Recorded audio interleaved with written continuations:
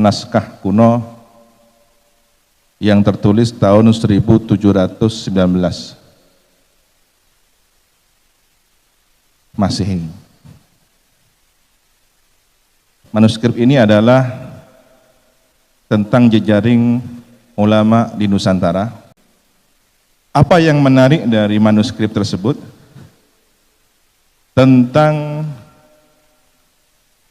boleh dikata kong kali kong atau konspirasi antara neo-feudalisme dengan kolonial waktu itu untuk menghapus sejarah perjuangan para ulama pewaris perjuangan Wali Songo Dzurriyyah Rasulillah. Seakan kejayaan teritorial Nusantara ini tanpa ada jasa mereka. Nah, kalau kita pernah dan sering mendengar slogan jas merah, ya kita punya jas hijau. Jangan sekali-kali melupakan jasa ulama. Yen besuk Maryang eman yen wonten grahana ning sasi srengenge kembar liu. Lintang alit gumlaring siti.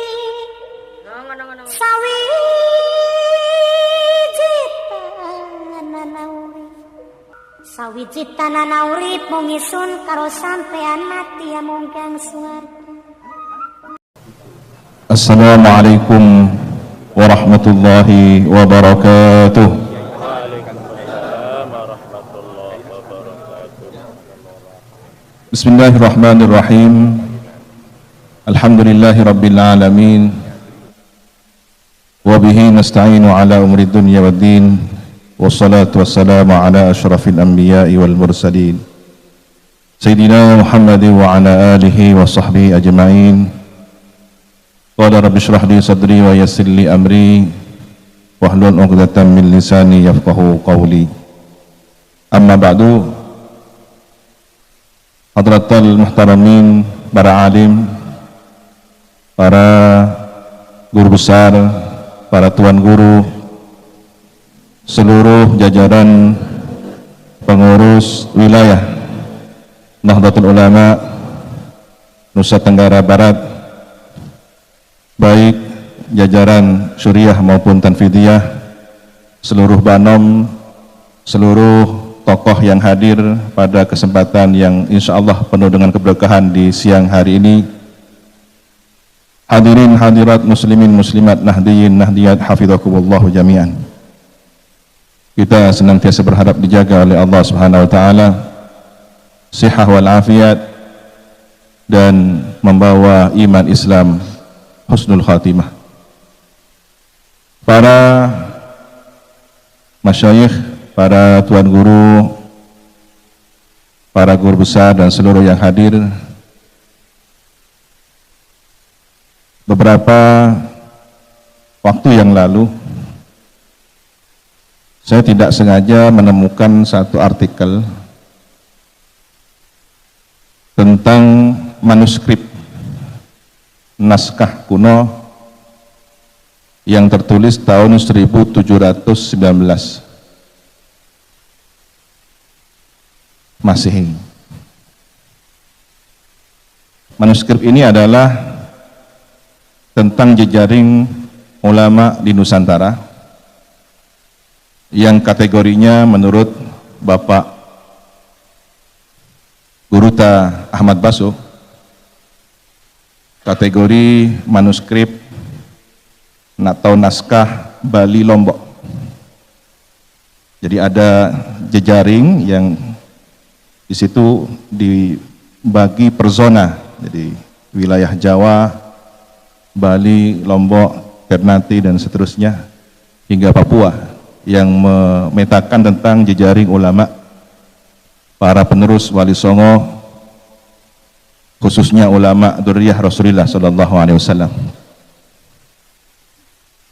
Yang cukup menarik kita pada kesempatan hari ini adalah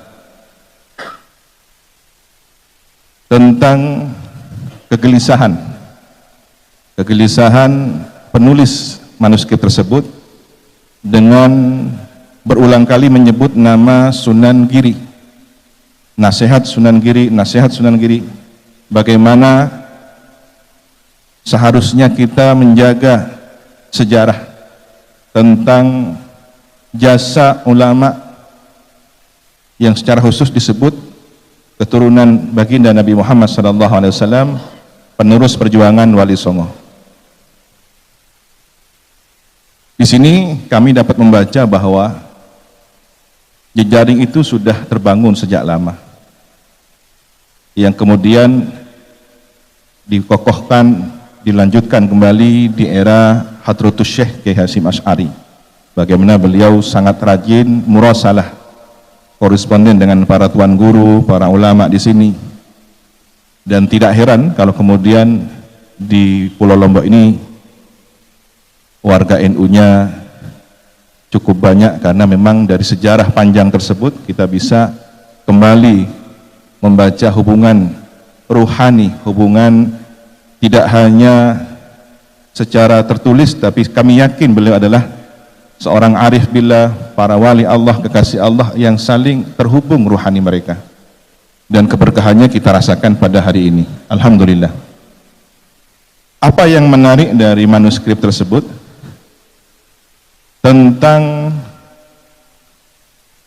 boleh dikata kong kali kong atau konspirasi antara neo-feudalisme dengan kolonial waktu itu untuk menghapus sejarah perjuangan para ulama pewaris perjuangan Wali Songo Dzurriyyah Rasulillah.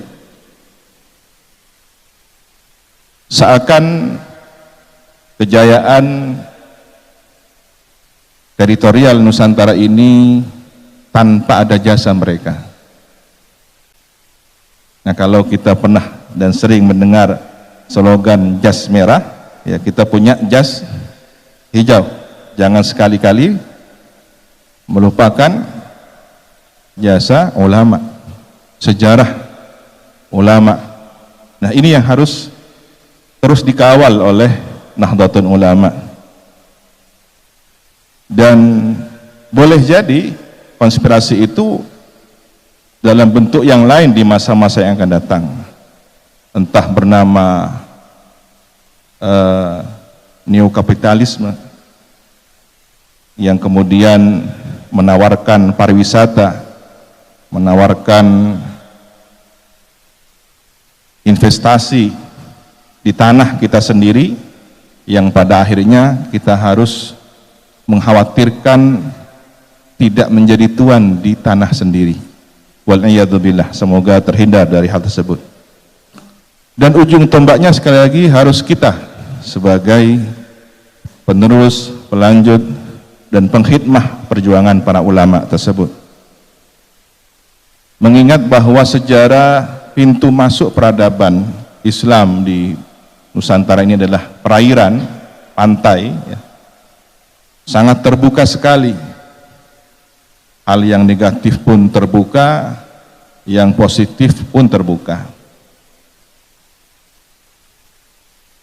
Oleh karena itu, apa yang menjadi pesan, nasihat Sayyidul Jadd almarhum Al-Mafullah ya Haji Raden As'ad Syariful Arifin, beliau pernah berceramah sekali waktu dalam versi bahasa Indonesia di khalayak ramai seperti di stadion begitu, dan dokumen ini cukup viral di media sosial. Ada yang versi berbahasa Madura tanpa diketahui di mana beliau berceramah, yang kami ingat semasa kecil dahulu, insya Allah para alumni juga mengingat bahwa beliau seringkali mengumpulkan para santri. Sekali waktu tokoh-tokoh teras dari PBNU, dari Jakarta, tokoh negarawan, para politisi dihadirkan untuk memberikan wawasan kebangsaan kepada para santri dan masyarakat luas di Situbondo. Apa yang beliau kisahkan, ternyata ini menjadi dokumen yang sangat penting. Dalam bahasa Madura beliau menyampaikan, engkau ki enak lembe, kok ki kanak mireng debuna para kiai sepuh. Saya ingat kecil dulu, semasa saya kecil dahulu, saya mendengar pembicaraan para sesepuh dari kiai-kiai.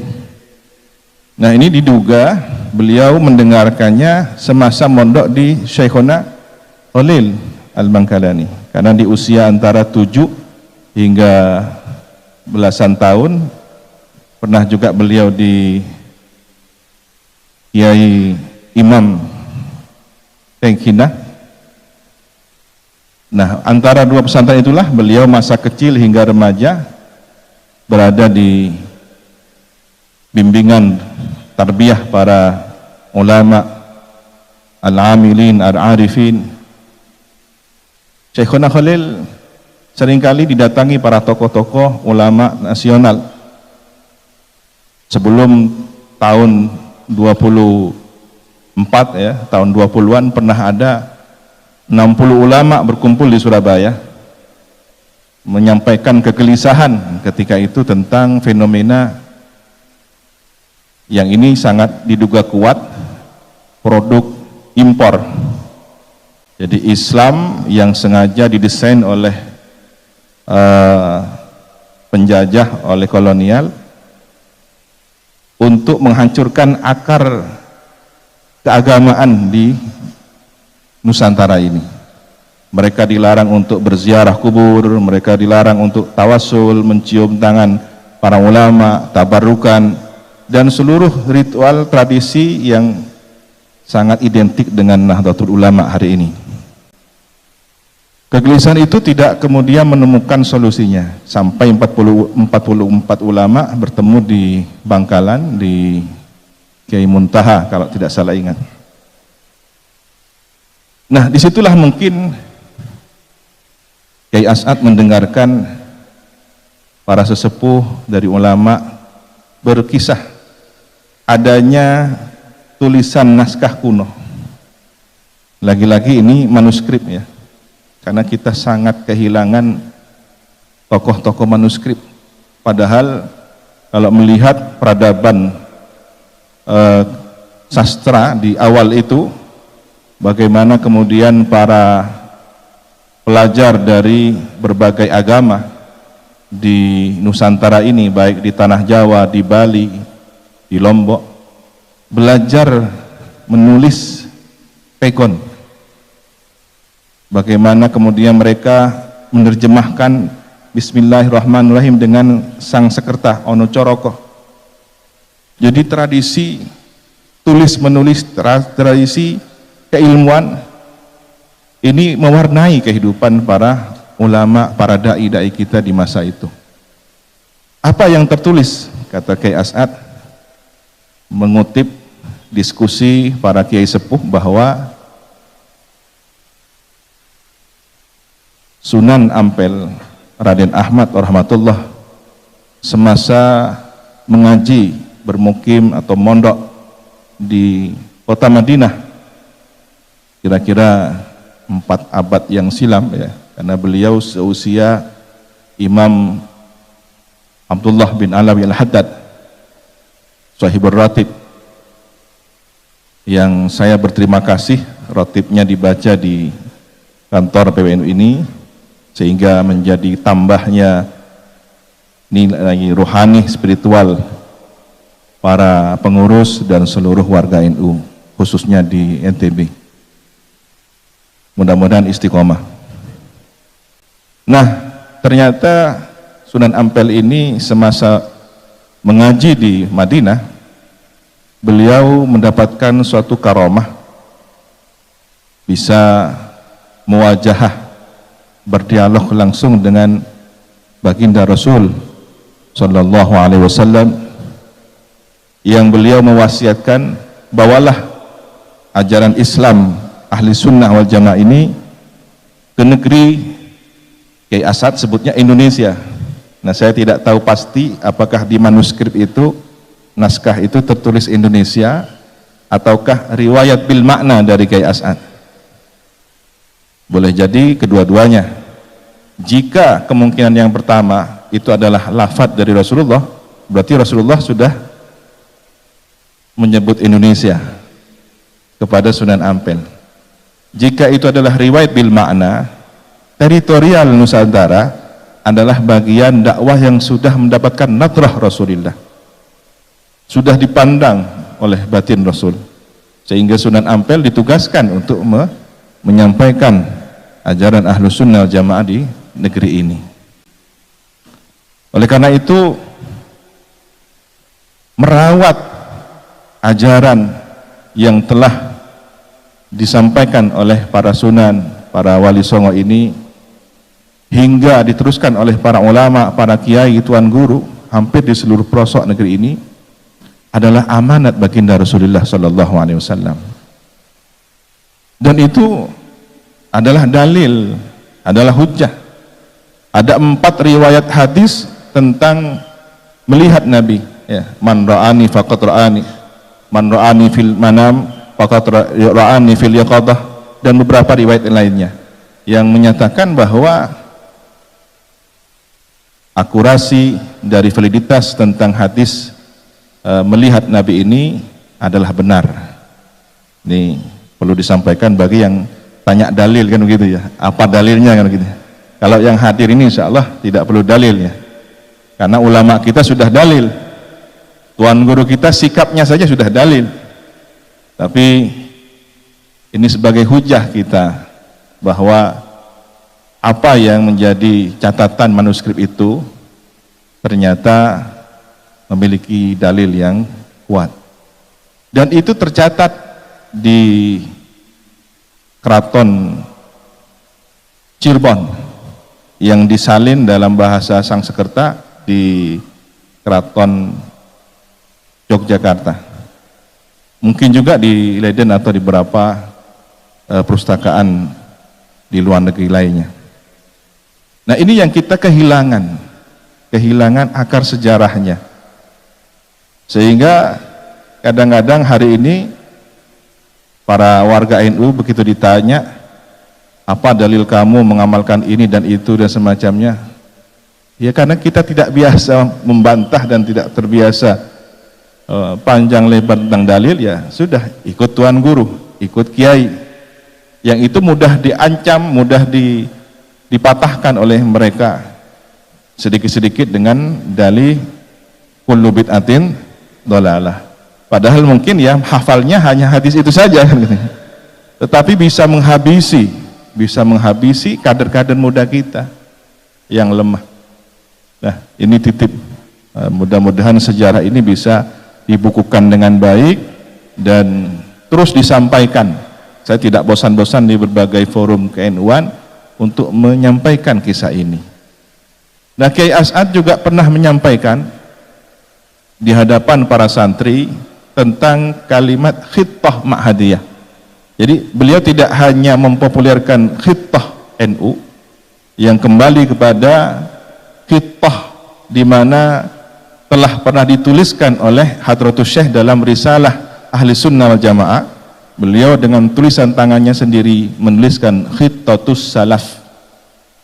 Jadi khittah NU adalah khittah salaf, kembali kepada ajaran salafus saleh, sahabat, tabi'in, ya, tabi'it tabi'in, yang seluruhnya bersumber dari baginda Nabi Muhammad SAW. Maka kitalah yang seharusnya lebih bangga menyebut salaf, bukan yang membawa nama manhaj salaf, kan begitu. Biasanya yang suka mengaku-ngaku bukan pemiliknya, tetapi yang biasa-biasa yang justru mengamalkannya. Kitalah yang mengikuti manhaj salaf. Kitalah yang seharusnya bangga dengan ajaran para masyayikh kita, ulama kita, telah bersanad silsilah keilmuan akidah kita kepada para salafus soleh. Alhamdulillah. Ikhtitam sebagai penutup bahwa catatan sejarah ini harus diabadikan, didokumentasikan dengan baik. Manuskrip ini harus terawat, ya. Dan di Indonesia masih sedikit tokoh pakar manuskrip, masih sedikit yang serius membidangi tentang persoalan naskah-naskah kuno ini. Alhamdulillah beberapa pesantren sudah merintis kajian-kajian manuskrip tersebut. Dan seharusnya Lombok ini juga punya ada pengkayaan keilmuan yang berasal dari manuskrip, karena ternyata tercatat tadi naskah kuno Bali Lombok mencatat peristiwa tentang konspirasi antara kolonial Belanda dengan neo feodalis di zaman itu tahun 1719. Kenapa kita harus kembali kepada sejarah? Karena akalnya semesta ini adalah sejarah. Kalau kita ingin karakter seseorang mengetahui, kita kan perlu melihat kurikulum vitae-nya. Dia sekolah di mana, pendidikannya di mana, sepanjang sejarah dia, riwayat akademiknya dapat kita baca, ya. Sehingga apakah nanti akan menjadi pengurus NU yang benar NU, atau pernah mau jadi Muhammadiyah tapi gagal kan gitu ya. Nah, ini untung tidak terungkap ya kurikulum vitae-nya. Alhamdulillah diselamatkan oleh NU ini. Ya, begitulah pentingnya kita melihat akal sejarah dari catatan-catatan naskah para ulama kita. Oleh karena itu kita seharusnya berbangga, bersyukur atas nikmat ajaran yang telah diwariskan dari para masyayikh kita, muassis Jamiah Nahdlatul Ulama ini. Teruslah kita mengkaji kitab-kitab beliau, dan hari ini informasinya akan dimulai pembukaan pengajian kitab. Kitabnya belum ditentukan.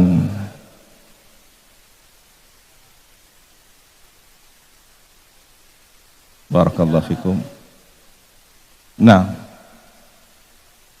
Masya Allah.